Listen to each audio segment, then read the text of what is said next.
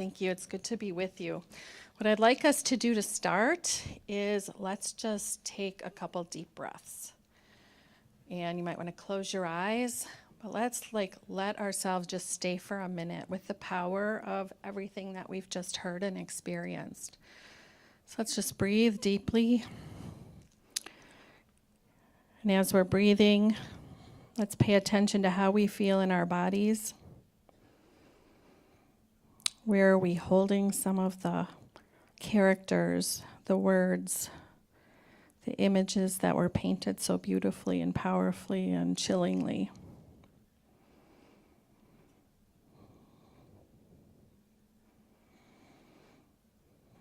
Let's feel in our hearts. What feelings, emotions, tensions are we feeling? Who are the people that came to our minds? People we love, parts of ourselves, friends, acquaintances, loved ones, strangers that we've met along our journeys.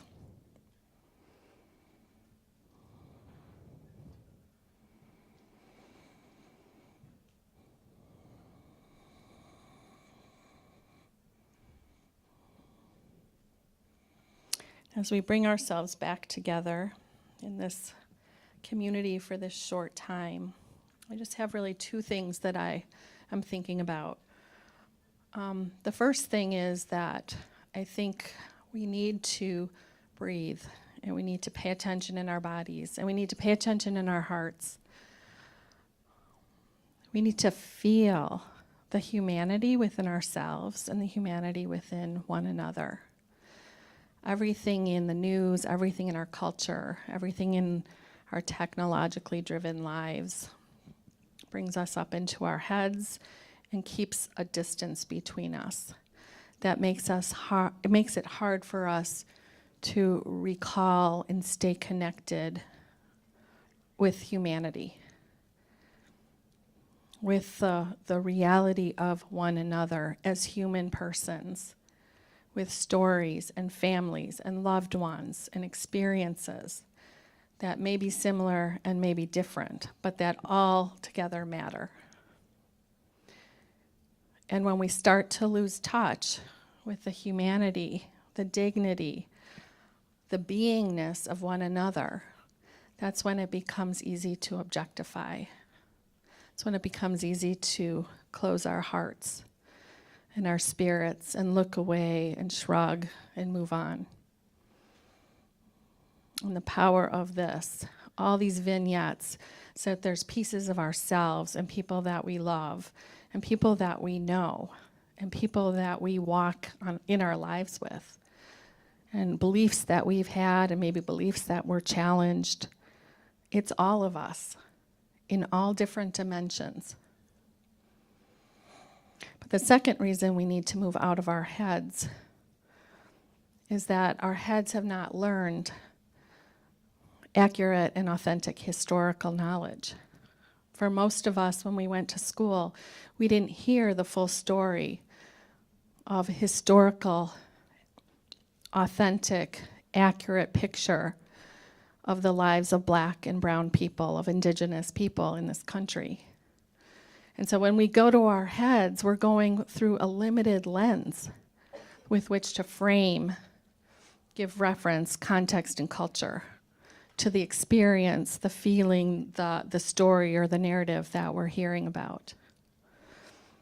It's a poverty that we have, especially for us as white-skinned people, as people with white skin privilege. We haven't had to pay attention.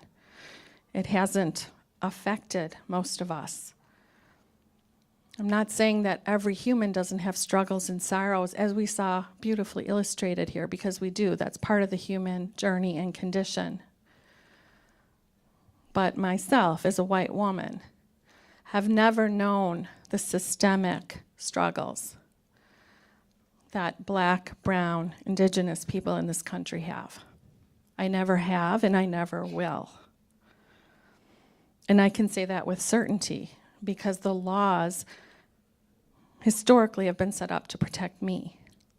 The laws have historically been set up to make sure that my standard of potential and living and security and housing and education has been protected. And it's been protected by local laws, state laws, federal laws. It's been protected by collaborative efforts between financial institutions and housing institutions and realty companies and educational systems. And this isn't any one of our faults collectively, perhaps, but I have to acknowledge the benefit that I personally have received. That's part of the legacy that I have. And if I'm not responsible to that legacy, I will use it to harm others. There's no way that I won't. Staying unconscious, staying unawakened will not protect me from harming another.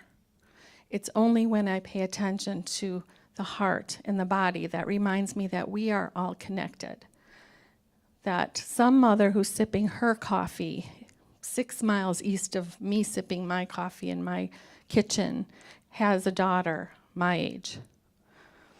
And maybe that mother's child is in danger today, or had to sleep through gunfire, or can't ride their bike outside like my kid can, or won't make it through school, or won't make it to college.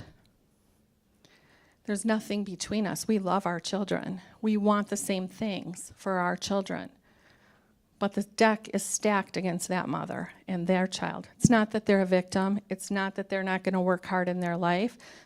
We have the same dreams. But systemically, historically, the deck is stacked. And that's my responsibility to decide what I can do in the realm of my life to use the privilege and power I have to live out of the authentic reality of that. And that means that it's going to cost each of us something. We have to give something up so that we can make sure to have a place at the table for the people who haven't been invited. That's a consciousness, it's a choice, and it's, I think, a human call. It's part of our redemption story together. So thanks very much.